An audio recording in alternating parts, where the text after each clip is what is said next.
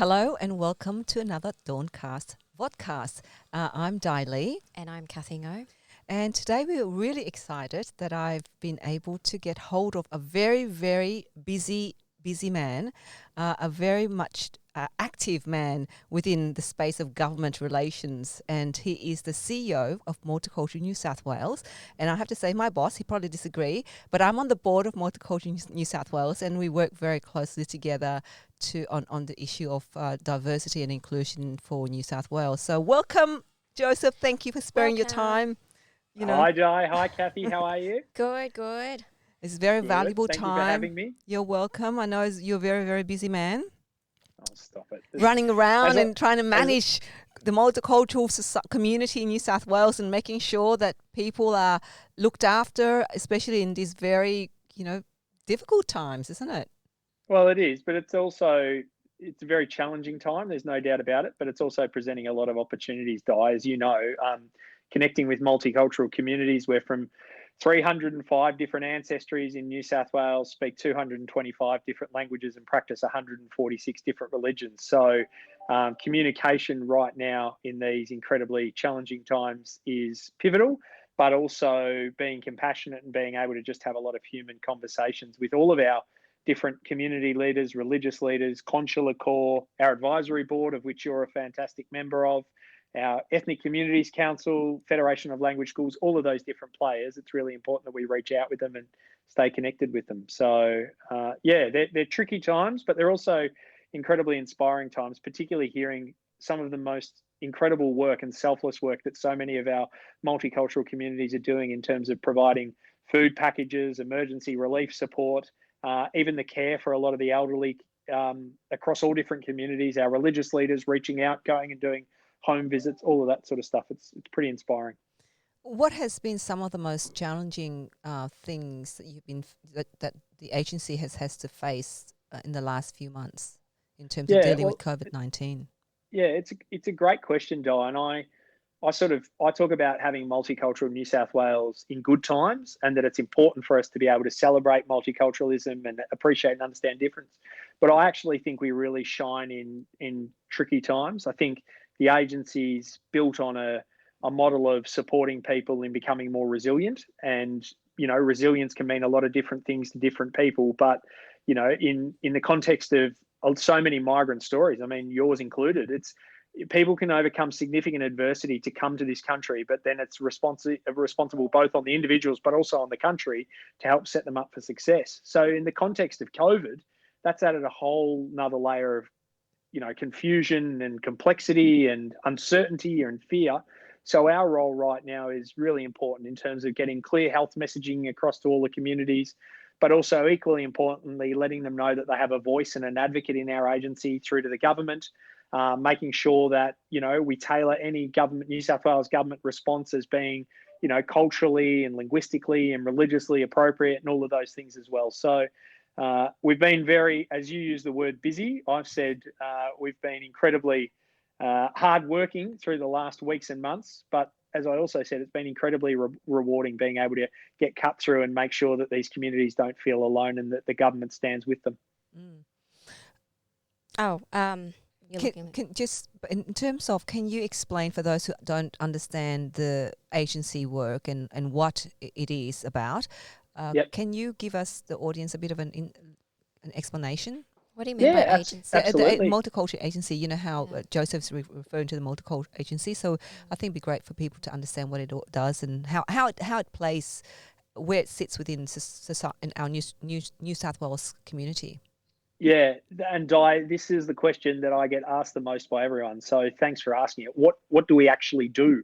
Well, the reality is we do lots of different things. We're not an agency just for migrants or for, refugees or any of those people. We're fundamentally an agency that's about bringing social cohesion to New South Wales. And I sort of started before and touched on some of the stats in terms of how diverse we are in New South Wales. We're arguably the most diverse state on earth.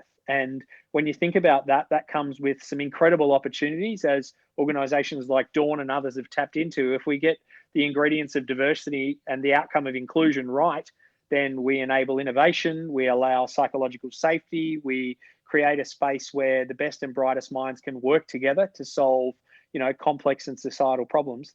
If we don't get those ingredients right, then what we can do is really accelerate and focus on our differences. And that can create a disconnect. It can often create breakdowns. It can create different societies that operate in silos or amongst themselves and don't integrate and work together. And we've got some of those challenges in New South Wales, but I think that our agency, combined with the incredible work of so many of the community leaders and religious leaders that we work with, helps in breaking down those things. We also provide lots of language services. So we provide languages to 146 different languages in multicultural New South Wales. So we're roughly about 2/3 of the total numbers of languages spoken in New South Wales. And that's everything from helping with translating, government releases right through to setting up websites so that they are multilingual and all of those different things as well. I apologise. That's my Raphael. young son trying to, Yes. Yeah, it is. It's young Raphael trying to break down the door. 2-year-olds don't really care what you do. It's more what they're doing. So Yeah, exactly. right now, I'm sure he would love Dawn, but right now he's not concerned about Dawn. He's more wanting me to read him stories. So I apologise. It'll be like that BBC interview with the It will be. foreign It will be like correspondent. that. Yeah. Fortunately, our door lock's nice and high, so we can't quite reach it yet. But the other day I was on one of these and he got the chair from the kitchen and brought the chair from the kitchen through the lounge room, through the living room, right through to the bedroom, and then unlocked the door. So He's been I can only hope. Innovative. So would you say that the agency is really also help shape some of the policies, multicultural policies, or policies for our multicultural society? We play a big role in that. Yeah. That's a really good point. And I think you only have to look at our most recent board meetings where, and Di's a senior leader of our board, where we've been talking about, the impacts this virus has on international students. And then you saw last week the New South Wales government's $20 million response and emergency relief package for international students. It was a key topic that was discussed at our board meeting and something that the agency was supporting some of our government colleagues to help address. We've got lots of work to do around some of our new and emerging communities and our temporary migrants and all of those sorts of things. And we're considering how the agency can support a response in that space too. So, this agency, like I said, it's a voice for everyone, and it's about fundamentally bringing communities together. But it's also really important that we provide advocacy for communities that wouldn't otherwise have a seat at the table or representation within the government. Yeah, international students, I don't know if you know, Catherine, but it's a big issue because a lot of the international students obviously pay to study here and pay a lot of money to study. A lot of money, yeah. But there's been an issue around them not benefiting at all from all of the announcement that the federal government have made. But I believe we've done something. Is that right? Multicultural New South Wales has managed to get some kind of support for international students. Well, it's not Multicultural New South Wales. I'd love to lay credit, Di. You and I both love taking credit. I can see your energy behind that, Joseph. Of the solution. No. To be honest, it's the credit of the Minister Lee, who's been a very strong champion for international students. I mean, the minister's own background, Dr. Lee, is had involvement with some of our most respected educational and tertiary educational institutions in New South Wales. So he gets it and he gets the space. The New South Wales government responded last week with a $20 million stimulus to help out international students during these really tricky times. And I think the money's one thing, and it's an incredible contribution, but equally as importantly, so is helping provide advocacy for some of these students with Department of Home Affairs and connecting the consular corps with key ministers and government representatives in a federal level as well. So, we had a consular corps forum the other day with some 50 consular corps in New South Wales. Unbelievable to think that Sydney actually, and New South Wales, has the second highest number of different consulates outside of, I think it's New York or Washington. So, here's a small country like Australia with 25 million, and we've got such wonderful diversity across our consular corps. So, we've played a small role in the overall solution, but really pleasing to see that the government has now provided a really, strong response to offer their support. You've been a very big advocate for D&I, or diversity and inclusion, for those who don't understand that initial. Where did that drive come from? It's one of my favourite questions, Di, and it would almost seem like we've scripted this. We haven't, because you and I have never had this conversation. But and we've actually had the pleasure of having Di share her story with our staff. But now I guess it's my Your opportunity turn to share my story with your viewers audience, and your audience. And I know with your two social media reach, this goes to tens of thousands. So I'm actually a little bit nervous. But what I would say is I worked at a organisation called the Australian Football League, the AFL. And I was promoted to a really senior level of management at the age of 29, which was a gift on one hand. It was a real burden on the other. And so I surrounded myself with likeness. So I surrounded myself with guys who had played the game, had a great love of the game. We all like to have a drink. We all got on really well. We all connected with each other's families. There was so much similarities, between men aged between sort of 30 and 45, all had families, all very similar. And we got some amazing results. But equally, what we really quickly realized was that our results weren't sustainable because we weren't necessarily engaging with different audiences and new audiences. And if you think about the trends of the Australian population over 150 years, dating right back arguably to when the Chinese came across in the gold rush, even multicultural history of Australia, there was Chinese trading and Indonesian trade vessels trading with some of our Aboriginal and Torres Strait Islander communities for thousands and thousands of years. So Australia is fundamentally founded on multiculturalism, and we've got this very modern chapter since 1820s, 1830s, 1850s with the gold rush and continued on. But what I've realised is that Australia is only going to grow if we continue to embrace migration. And so roughly what we were realising at a game like the AFL was not having that difference amongst the key decision makers just led to the sameness. And I think one of the greatest inhibitors of inclusion is not having diversity. And when you talk about inclusion and you talk about the ingredients around bringing your whole self and psychological safety and allowing mistakes to happen and not punishing people, all of those different things, you need different voices and different life experiences sitting around the table. Yep, and absolutely. So I pretty quickly realised see me nodding? that Can you see me nodding? Yeah, I was nodding. So whilst we had a couple of good years at the AFL, I actually realised that team in its current form probably wasn't the best team to continue to lead the growth of the game, and that we needed to enable difference to flourish. And so I actually stood aside from that role and took on the diversity portfolio at the AFL and worked with some incredibly senior and well-respected members of the Aboriginal and Torres Strait Islander communities and the multicultural communities. And I had this real richness and depth to my team that I'd never had before. And not saying that these people worked harder or differently or any of that, but there was just an incredibly different oxygen for different conversations. And that led to some really, really fulfilling programs and some ideas that have now helped, I think, AFL be one of the, the absolute, one of the big players in the New South Wales market, whereas probably 10 or 15 years ago, it was a really small game that was a niche game played by a certain number of people. And now you see it in schools throughout New South Wales, particularly in Western Sydney. Absolutely. A great diversity in terms of the future player base and fan base that I think other sports would really be envious of.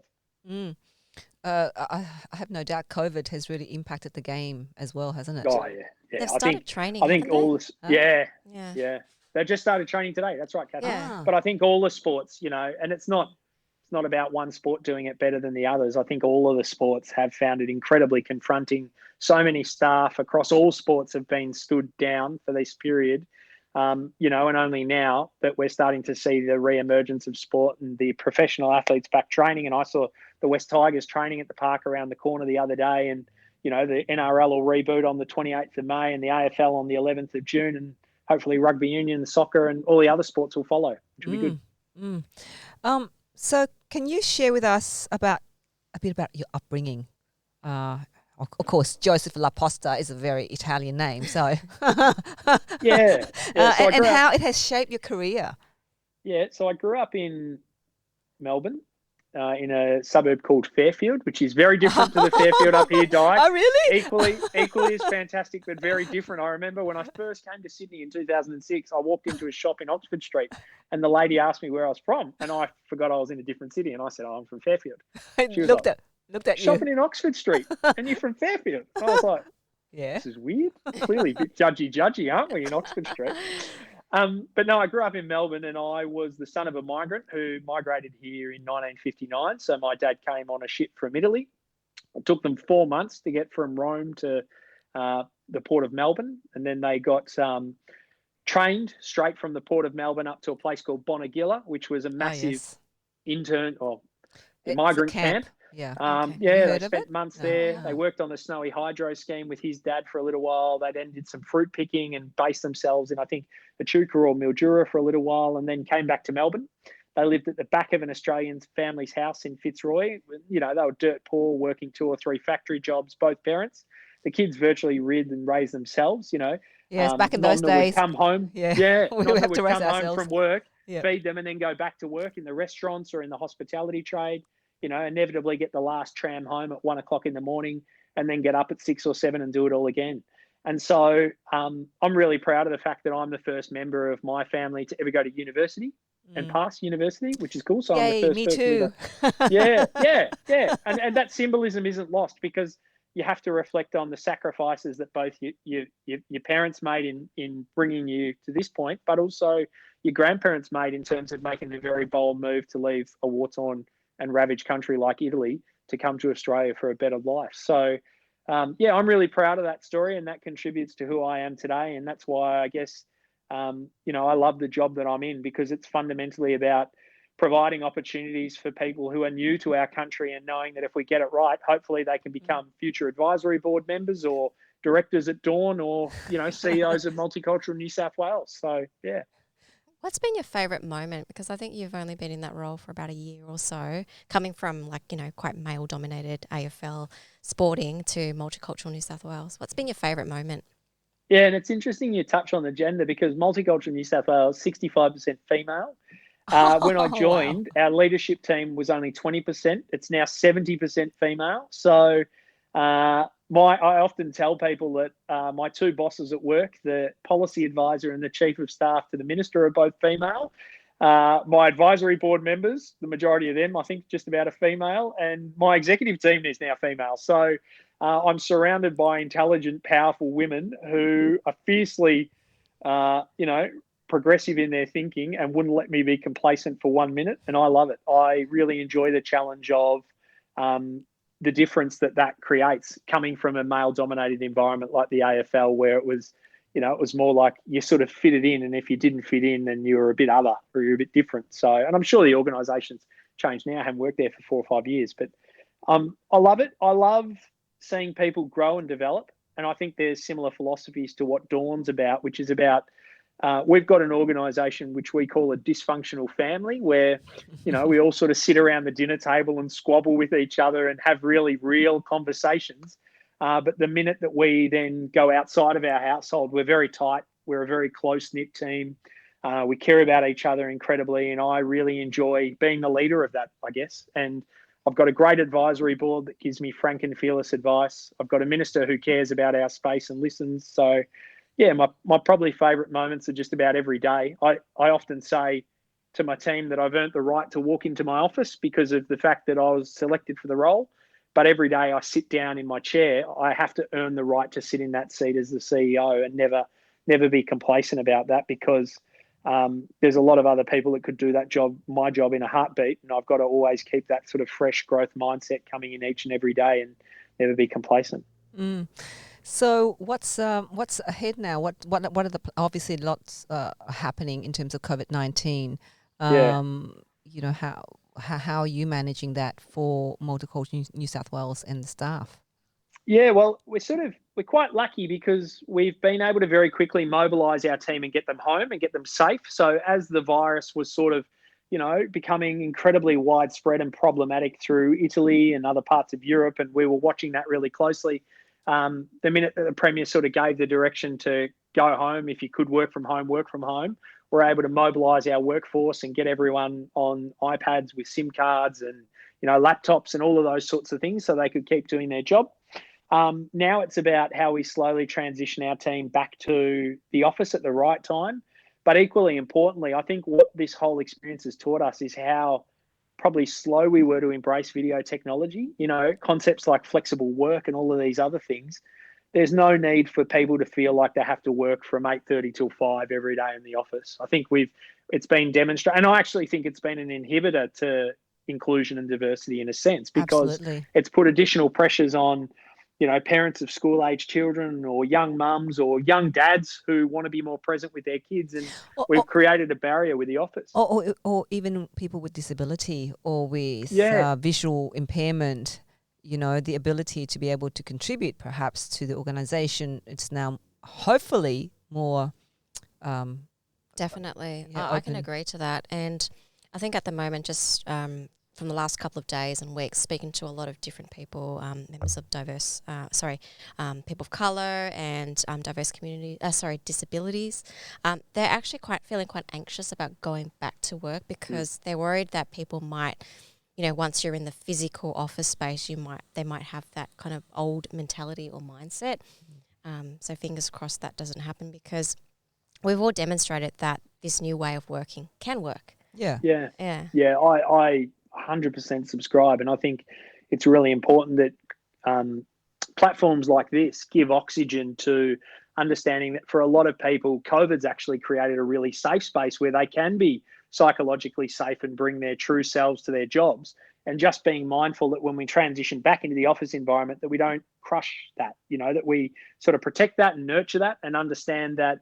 I think one of the great levelers in COVID's been that we can all bring unique difference to our roles, and that we protect that space and not just expect people to conform back into what was the old way of operating before. So, I hope it's a real learning experience too. But what about the managing? I mean, it's great like for employees to be able to say, I want to work from home. It's much more simpler. I have to balance work and life. But as a manager, as a senior manager, imagine what are some of the challenges to manage that if everybody work remotely? Yeah, and not everyone is as cool as you, Joseph. Yeah, that's right. Not everyone's as cool as you. Oh, shucks, I'm blushing. I'm redder than the chair. I think that's a really good thought. That's a really good thought topic, because what if what COVID's teaching us is that leadership is actually about not so much about results, but it's about creating the right environments to enable people to flourish, and I think as leaders, we're often torn between the what and the how. And I think what COVID's teaching us is the how is constantly changing and evolving. And if you want the what and you want the results and you want, happy customers and, good financials and good outcomes and good programs, well, you've got to really nurture the how. And I think the how for us is about getting the best out of everyone. And I think COVID's been really tough. You got to, demographers talk about the trends in Australian society today. 1 in 4 of us lives at home by themselves. 1 in 4 of us now in Australia. Wow, that's a lot. That's a lot. And alarmingly, the trend for the next generation is 1 in 3. Oh no! So so we're becoming. You better have more kids. You better have more kids, Joseph. Well, I'll roommate with you. Yeah. I'll leave that one where it is. But the concept of what is a family and what is a household is constantly shifting and evolving. And so I think we need to think about the fact a lot of our staff right now are just genuinely lonely. And so a lot of them are actually really looking forward to coming back to work. That's right. And having those incidental conversations. And one team member said it the other day on our all-staff meeting, I just miss saying hi to people in the morning and goodbye to people at night. It is. And I almost wonder if I can't say hi and bye to people, like, would anyone even notice that I wasn't here? And I thought, wow, that has really profound mental health challenges. And when you start to assess those simplicities and how important they are in your life, we've got to make sure we look after each other, particularly if we've got a society that's trending to, less and less family units and more singular households. Because the role of the employer and the workplace is just as much about a social interaction and human bond as it is about getting results. So, it's a really good question. I don't have the answer on that one, but I'm really open-minded and I'll keep listening to your podcast. Hopefully you can find someone far smarter than me to be able to answer it for you. I don't know. I just think that I find that so many people say we can't wait till we get back to work. So even though it's interesting, people have been wanting to work from home for a long time, and we, organizations, government agencies have been talking about flexible work. So now COVID has provided the ability to have flexible work whereby you can work remotely, but then suddenly people say, do we want to do this every day? Yeah. So it's really interesting, isn't it? That whole Yeah. conversation's kind of not turn around, whereby it's available Yeah. now. You think, do I really want that? Yeah. And as humans, remember our whole makeup and our Oh, whole yeah. DNA is about belonging to a community. It's not about living in isolation. Yeah. We're not like those lions that just go off and live by themselves for years and years and then come back and mate and then go and live. We're fundamentally communal beings that want to be a part We're of the the community and something chimpanzees. bigger. The chimpanzees. We're not the Is it the lions. chimps? We're Okay, the chimps. righto. So, I've been watching too much David Attenborough on Netflix. Sorry. Di, it's interesting you say that people have missed going back to the office. I think what they miss is that social interaction, isn't it? Because the office didn't work. No, yeah. Sorry, yes. Yeah, the as institution of the Joseph office, touched upon, it's Yeah. about the interaction. It's about, Yeah, hi, yeah. how are you? Let's go for a cup of coffee, Yeah, or let's 'cause have lunch. I'm nostalgic about that as well. Yeah, But I don't miss the other bits of it. No, not the And structure. I think it's interesting because I went past the office the other day because I've You got miss it so very much. high achieving board members who insist that I still deliver. And I went past the other day and I noticed that the cafe downstairs had closed down. And I thought, Oh, they've we got to be closed. really and we got to be really mindful that when things do reopen, that not everything's going to be the same as what it was, Yeah. and that we've all got choices to make about the businesses that we support and don't support, and that it's really incumbent on us to really think about that sort of local thinking around how we can continue to support our local restaurants and coffee shops and shops. More importantly, yes, Absolutely. things might be 50 or 60 cents more expensive down at the local store, rather than driving 20 Ks to a big shopping centre or a big, commercial outlet. Oh, But absolutely. without our support, they won't exist, a lot of those things. Absolutely. That's I think true. go local, I would say, and go support. For me, it's also the Australian products. We need to then start looking at government needs to start looking at our manufacturing industry and all of that stuff as well. So, yeah. But the most important question that Catherine and I thought we need to ask you, a very, very important question.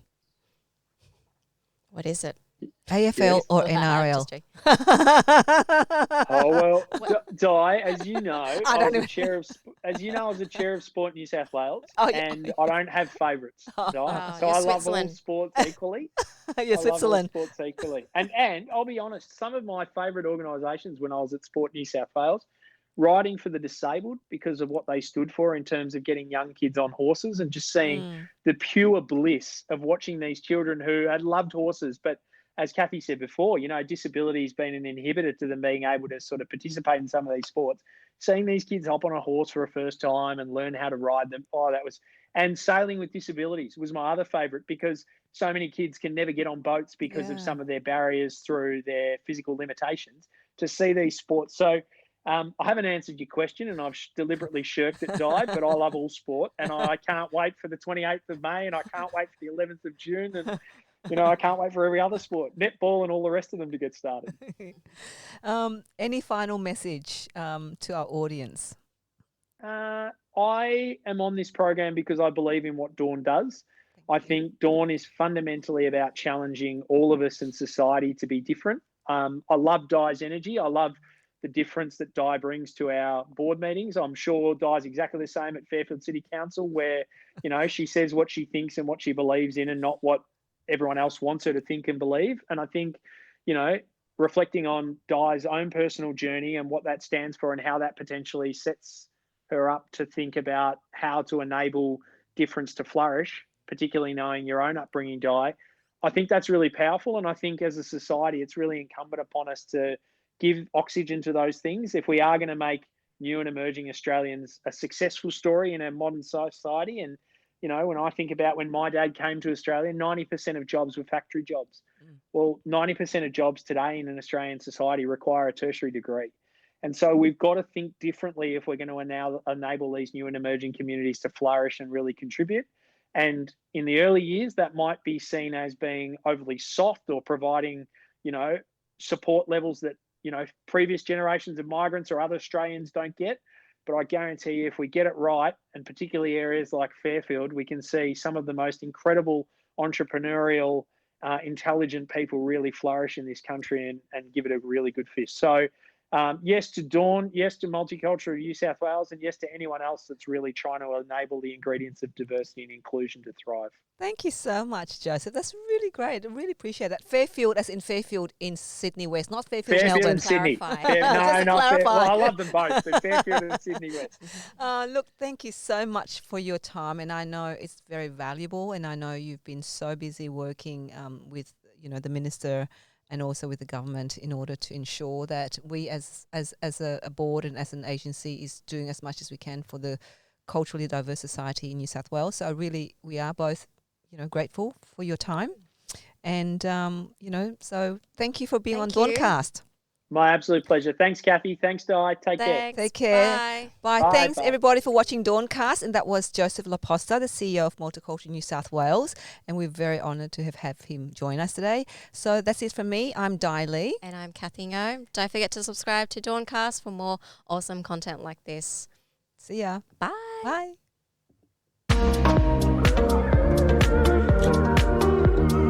Stay there. Not go. I'll just turn the light on. Hang on.